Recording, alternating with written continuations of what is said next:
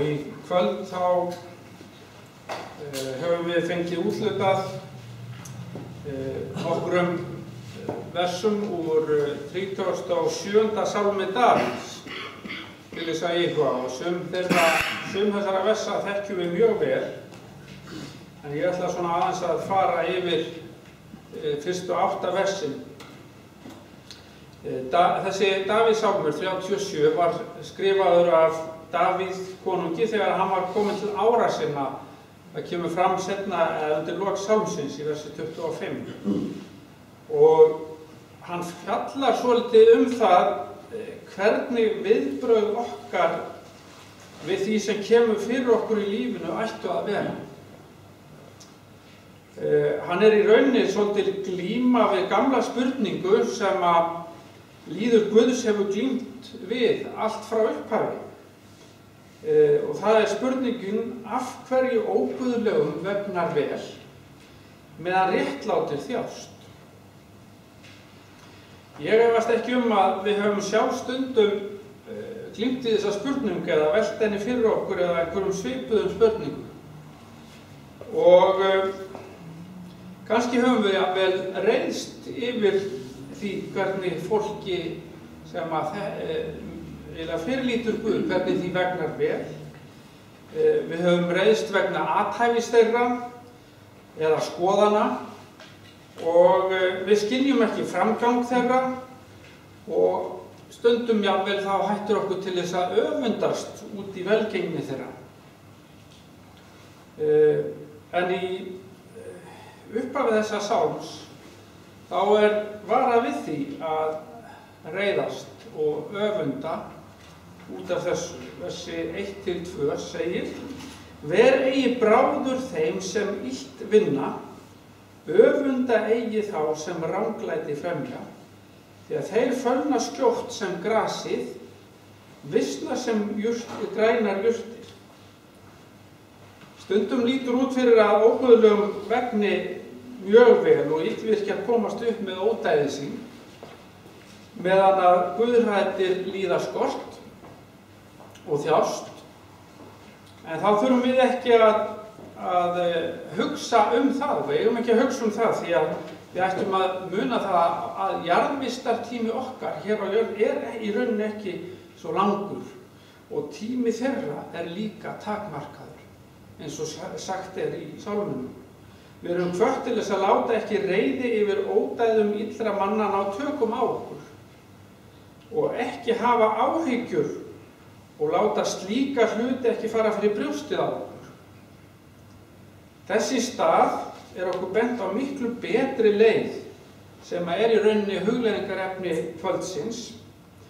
Þetta kannski 5 atriði sem að geta verið svona eins og viðbrögð okkar við því sem kemur fyrir okkur í lífinu. Og við lesum þau í versunum hérna sem kom á eftir, versum 3-8. Og það sem sagt nokkrar ábendingar eða hvatningar sem munu reynast okkur vel ef við fylgjum þeim, jafnvel þegar við göngum í gegnum erfiðustu tíma lífs okkar. Og þetta skref sem leiða til þess að við getum lifað sátt og í friði við Guð og menn. Og nú ætla ég að lesa vers 3. Treyst drottni og ger gott, þá myndu óhultur búa í landinu. Það eiginlega tvöföld hvatning í þessu versi sem að lúta að afstöðu okkar og hegðun. Fyrri þessi: treystu drottni. Við eigum að framganga í trú og trausti á Guð og því sem að hann hefur sagt okkur. Oft höfum við áhyggjur af alls konar hlutum í lífinu og það kannski eðlilegt að hlutir sem skipta okkur miklu máli liggi þungt á okkur. En áhyggjurnar mega ekki ná völdum. Því að þá verða áhyggjurnar merki það að við treystum í rauninni ekki Guði fyllilega fyrir því sem við höfum áhyggjur af. Við megum fela þetta Guði. Og sjaldan eru hlutirnir eins og þeir virðast okkar mannlegu augum. Það er Guð sem hefur yfirsýnina, ekki við. Við sjáum ekki alltaf samhengið í hlutunum.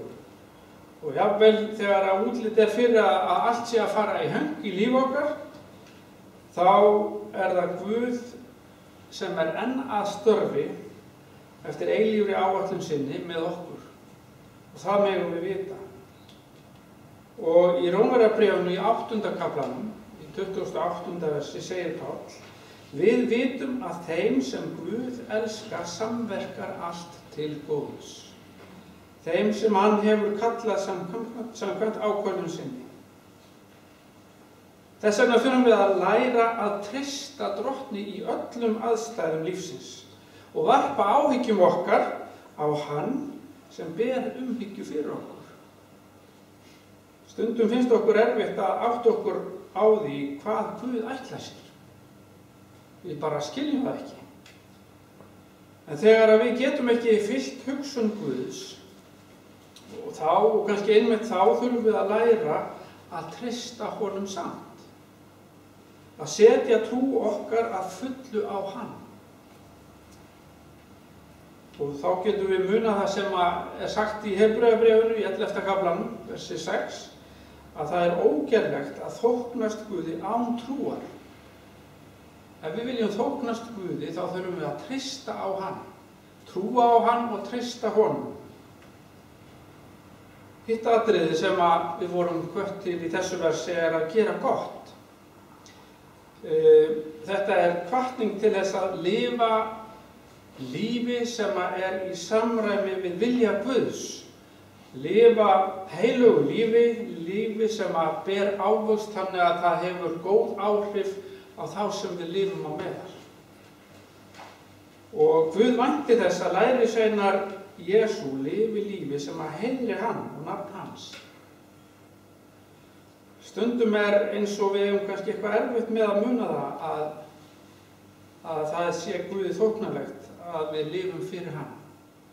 Stundum er líf okkar einhvern veginn orðið þannig að það sést ekki á lífi okkar að við tilheyrum Guði, að við viljum tilheyra Guði. Þegar við lifum eins og hann óskar eftir, þegar við lifum aðeins fyrir hann, þegar hann er númer 1, þá blessar hann okkur á svo margvíslegan hátt. Það sjáum við svo víða í ritningunni. Og Jesús sjálfur, hann undirstrikaði þetta í Mattheus 6:33, þar sem hann sagði: leitið fyrst ríkis hans og réttlætis, þá mun allt þetta veitast yður að auki.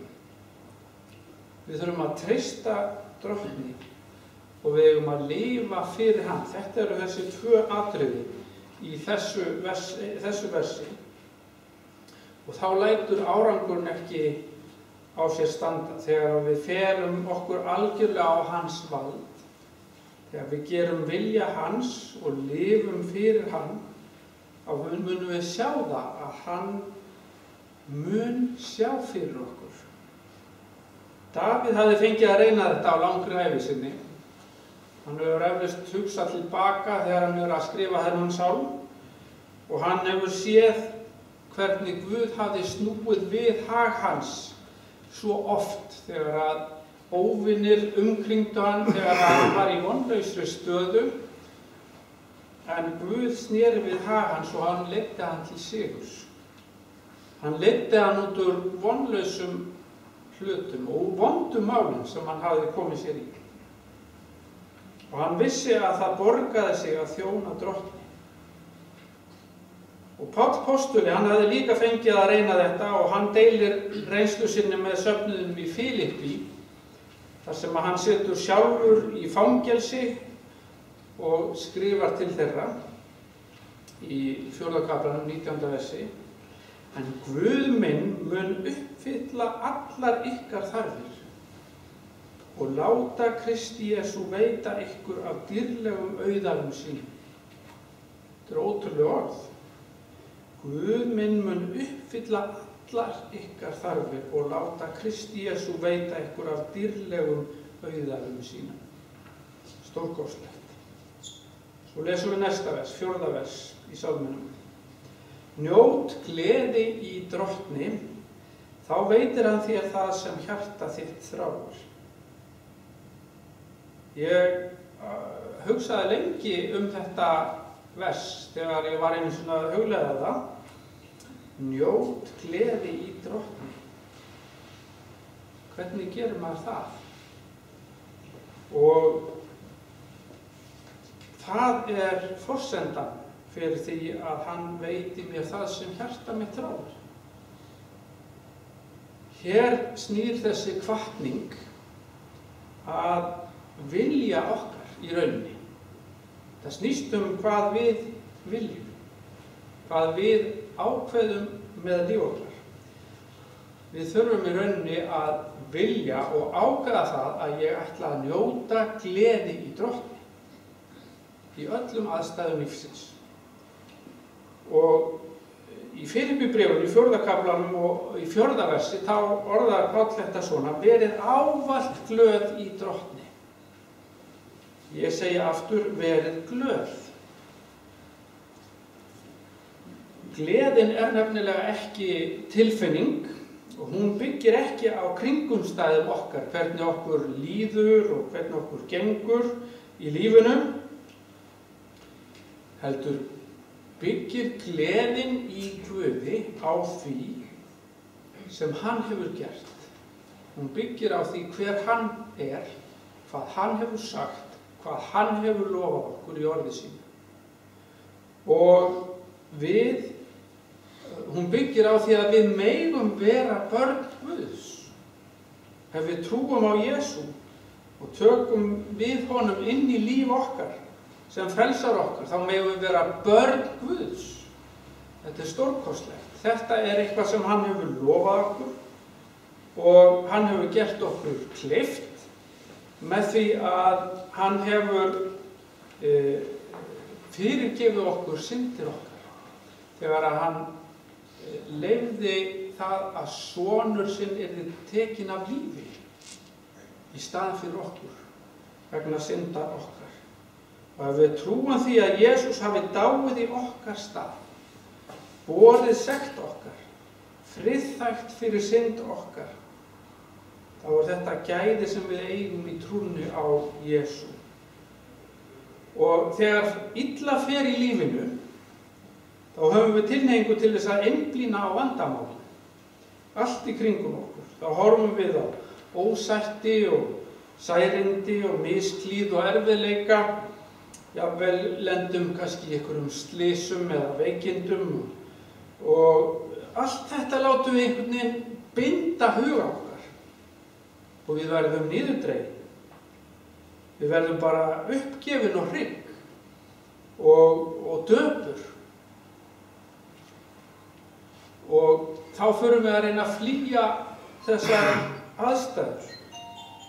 En orð Guðs hvetur okkur hins vegar til þess að einblína þess í stað á Drottinn og það sem hann hefur gert fyrir okkur. Að vera upptekinn af honum og hver hann og hvers við megum vænta af honum.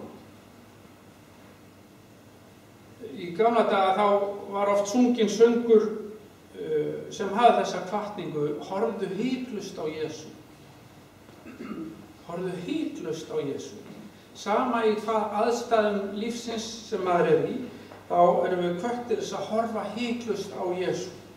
Við eigum að láta hann vera miðpunkt athyglinnar hjá okkur í öllum aðstæðum.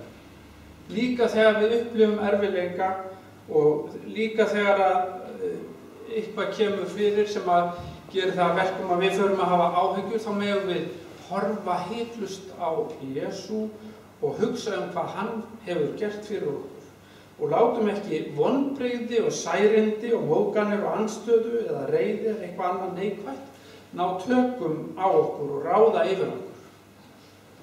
Horfum frekar á Jesú eins og Hebreabréfið 12. kafli undirstrikar svo vel það sem það segir í byrjun kaflans: beinum sjónum okkar til Jesú, höfundar og fullkomnara trúarinnar.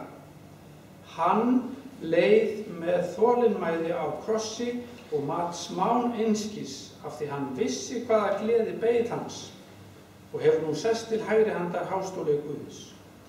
Virðið hann fyrir ykkur sem hefur þolað slíkan fjandskap gegn sér af syndurum til þess að þið þreytist ekki og látið hugfallast. Þegar að við beinum athyglinni að Jesú og hver hann er og hvað hann hefur gert fyrir okkur, þá getum við sagt með Páli, eins og hann segir í Efesusbréfinu, lofaðu sé Guð og Faðir drottins vors Jesú Krist, sem í Kristi hefur blessað oss með allri andlegri blessun himinsins. Hvað var það mikið sem hann blessaði okkur með? Það var ekkert smávegis. Heldur hefur hann blessað okkur með allri andlegri blessun himinsins. Þetta eigum við í trúnni á Jesú og þetta megum við hugsa í öllum kringumstæðum lífsins. Og þá verður ferðin miklu auðveldari þegar við göngum undir leiðsögn hans og hugsum það hve heitt hann elskar okkur. Því að orð Guð segir að Guð hafi elskað okkur og hann elski okkur með ævarandi elsku.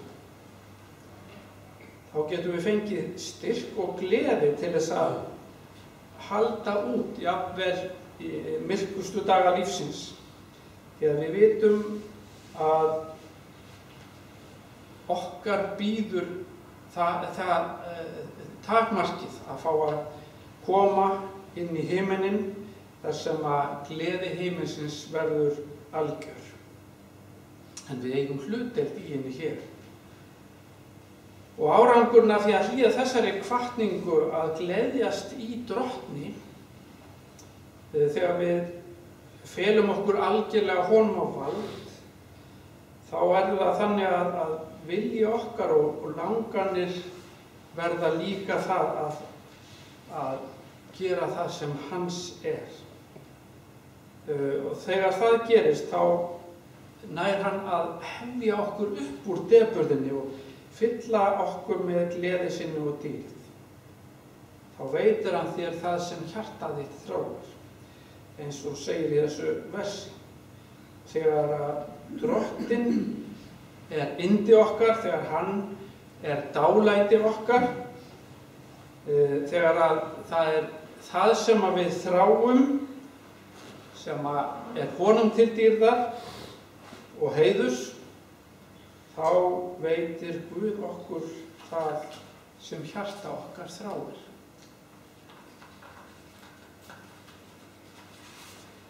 En svo lesum við áfram vers 5 og 6 hanga saman og þar er hvatningin svona: fel drottni vegu þína og treyst honum, hann mun vel fyrir sjá, hann mun láta réttlæti þitt renna upp sem ljós og rétt þinn sem hábjartan dag. Að fela drottni vegu sína, það er það sem við erum hvött til. Veltu öllum áhyggjum lífsins yfir á hann. Guð ætlast ekki til þess að börn sín beri byrðar lífsins ein. Hann segir okkur að koma með þær til sín.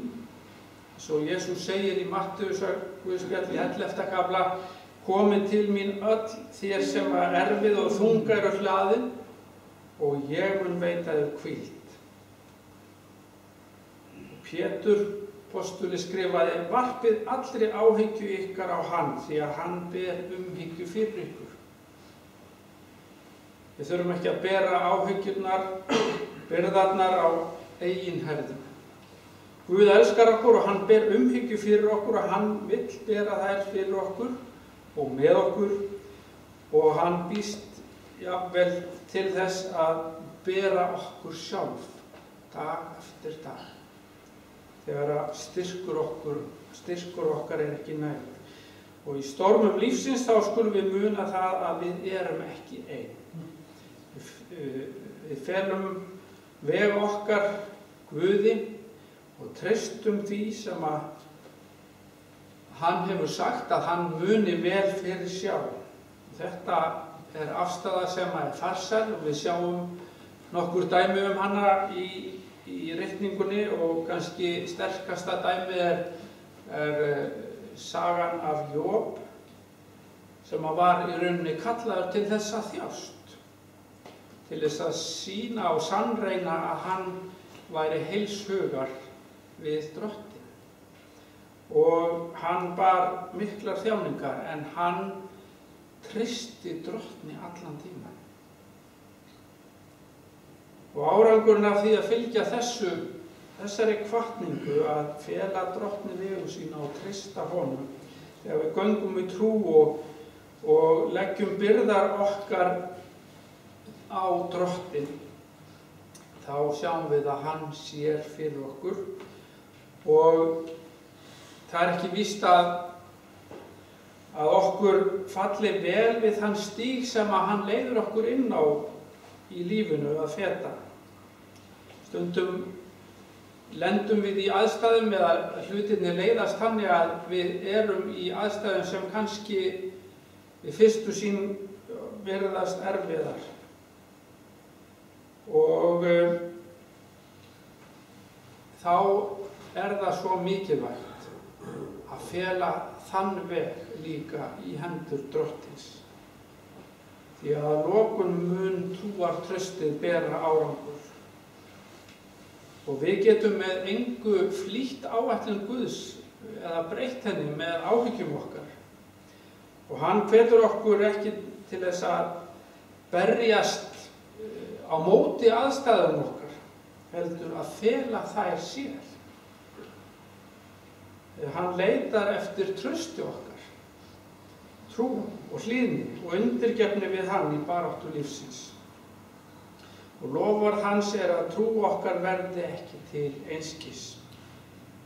Svo lesum við 7. versið: Ver hljóður fyrir Drottni og vona á hann, ver eigi of bráður vegna þess mann sem vel gengur eða þess sem illu veldur.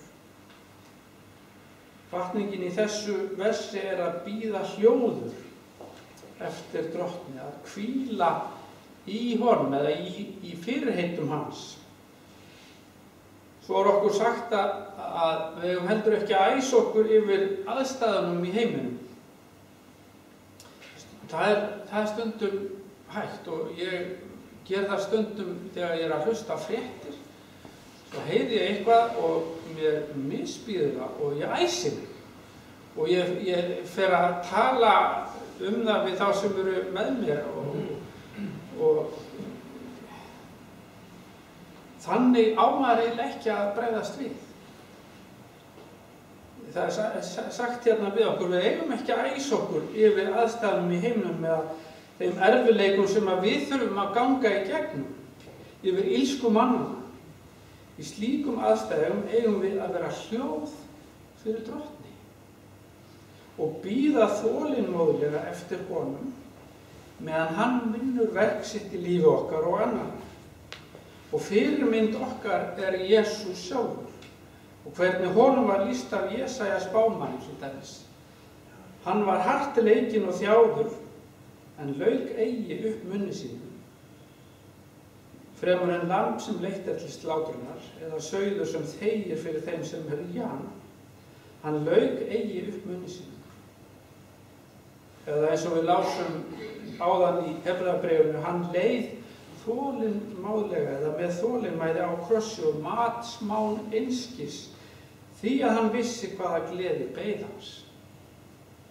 Þess vegna skulum við læra að kveina ekki og kvarta sama hvaða byrðar við erum kölluð til að bera, sama hvaða hluti við upplifum í lífinu. Heldur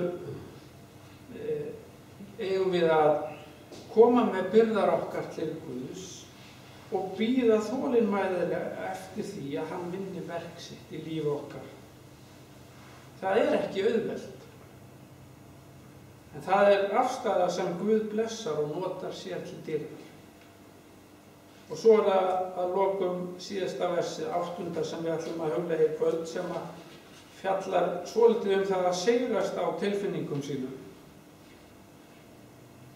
Lát af reiði, slepp heiftinni, ver eigi of bráður, það leiðir til ills eins. Við erum hvött til þess að láta af reiðinni.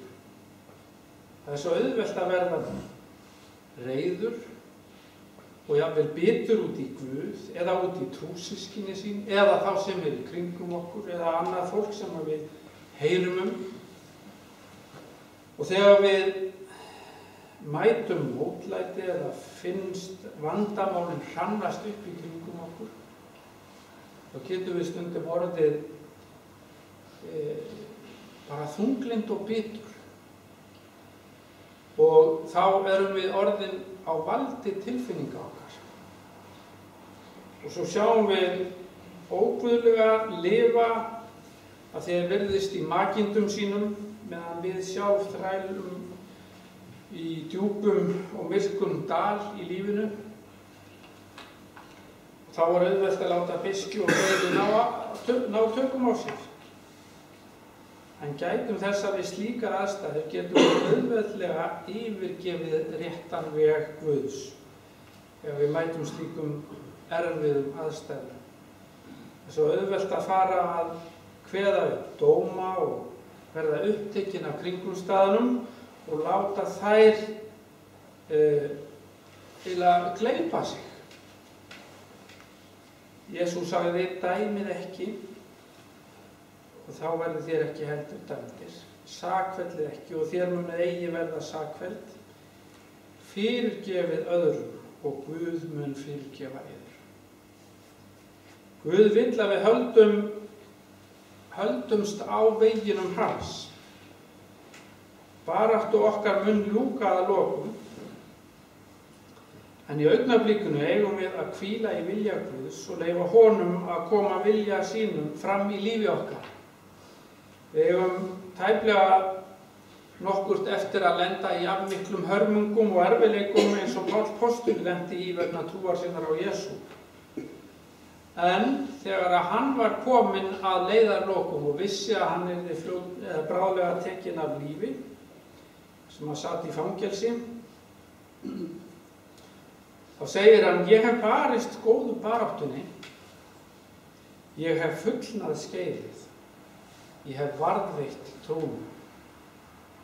Þetta var barátta, hann barðist góðu baráttunni, en hann fullnaði skeiðið og varðveitti trúna.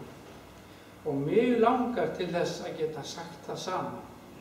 Og ég viss það að það á við okkur öll. Og þá skulum við leggja af alla reiði og beiskju sem getur orðið eins og fjötur í lífi okkar. Guð vinnur í okkur að móta okkur gegnum það sem að hann leiðir okkur í gegnum á lífsleiðinni. Gefumst ekki upp í baráttunni. Gefum frekar honum vald yfir okkur og hann mun vel fyrir sjá. Kannski finnst ég eins og ég hafi verið að segja að við eigum bara að slaka á og láta bara reka á reiðanum og láta lífið bara hrifsa okkur með sér þangað sem það leiðir okkur. En það er ekki þannig. Við eigum að grípa til ákveðinna aðgerða. Þessara 5 aðgerða sem við erum búin að lesa. Að treysta Drottni,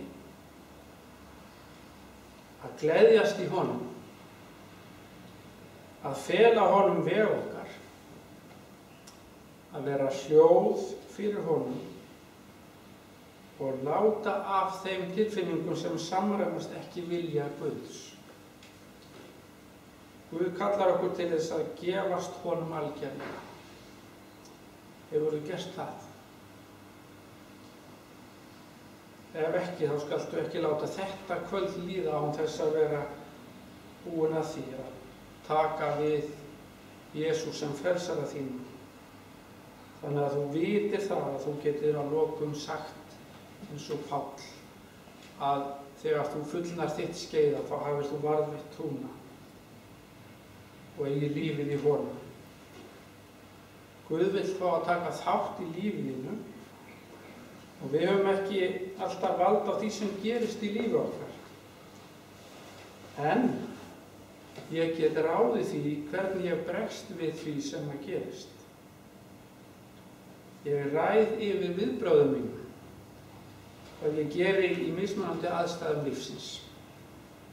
Og við skulum ákveða í kvöld að leita Drottins og fylgja vegi hans í gegnum dalina og yfir fjöllin í lífi okkar.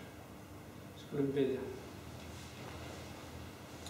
Drottinn, Guð, þakka þér fyrir það að þú hefur kallað okkur til þess að fylgja þér. Þú hefur kallað okkur til þess að koma til þín og fela þér alla hluti. Viltu hjálpa okkur til þess að treysta þér í lífinu? Hjálpa okkur til þess að verða ekki fangar tilfinninga okkar, verða ekki fangar þeirra aðstæðna sem við upplifum og lendum í lífinu. Þetta er að við fáum að koma til þín, í trausti til þín og gleðjast yfir þér. Hjálpa okkur til þess að við getum á þennan hátt falið þér allar okkar götur, allan veg okkar og allt sem við erum. Það mátt þú eiga, Drottinn. Taktu við okkur. Taktu við mér og gerðu mig að þjóni þínum. Og hjálpaðu mér að vera hljóður fyrir þér í aðstæðum sem ég ræð ekki við. Og hjálpaðu mér svo til þess að leggja af það sem að ég sé í lífi mínu að samræmist ekki vilja þínum. Viltu fyrirgefa mér það? Þú veist hvað það er hjá hverju og einu okkar. Við biðjum þig fyrirgefingu þína og felum okkur svo í hendur þínar og biðjum saman. Faðir vor, þú sem ert á himnum, helgist þitt nafn, tilkomið þitt ríki, verði þinn vilji svo á jörðu sem á himni. Gef oss í dag vårt daglegt brauð og fyrirgef oss vorar skuldir, svo sem við og fyrirgefum vorum skuldurum. Eyðileið þú oss í freistni, heldur frelsa oss frá illu, því að þitt er ríkið, mátturinn og dýrðin að eilífu. Amen.